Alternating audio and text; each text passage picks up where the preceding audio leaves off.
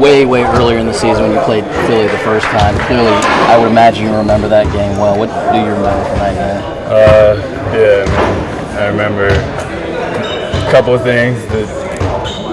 A great game personally for me, I guess. My best three-point shooting game in a very ugly loss then, and looking back, an even uglier loss in terms of just the grand scheme of things and what we're trying to do over time. That's pretty much all I remember. Because of losses like that early in the season, do you ever look back and say, we're better than that, and you haven't had losses like that for a long time now? Yeah, I think we were watching film of our last game against Charlotte, which was the first game of the season, and we were talking about how different and how some of the guys were like, wow, we were so dumb back then, or we were making such dumb plays. We just really had no idea what we were doing. We were just trying to figure it out. And now we have more of an idea of what we want to do. Do you guys know you are different, or when you see it, does it really point it out to you? I mean, we know we're different because, I think we're playing better and more consistent.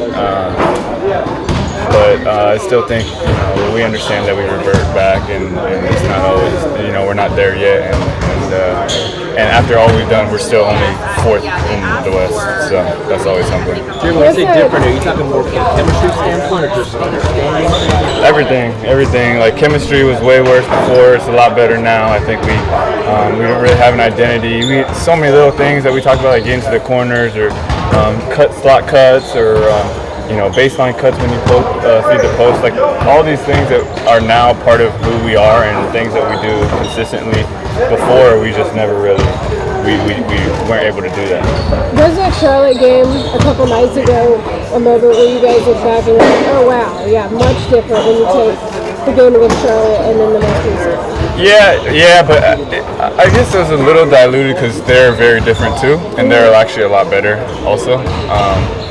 And so, but yeah, I do think those are examples. Looking back in that game, we can see examples of where we felt like we've come a long way. But you bring up a good point in that every team improves throughout the season. So for what you guys have done, potentially third 5-game win streak of the year coming up, like how much more have you improved exponentially than other teams? Yeah, I think when you look at a team's ceiling, our ceiling is higher. I think we've had less time together, we've had less experience together. So I think from that standpoint, our room for growth is, probably greater than most teams, just because we have two superstars.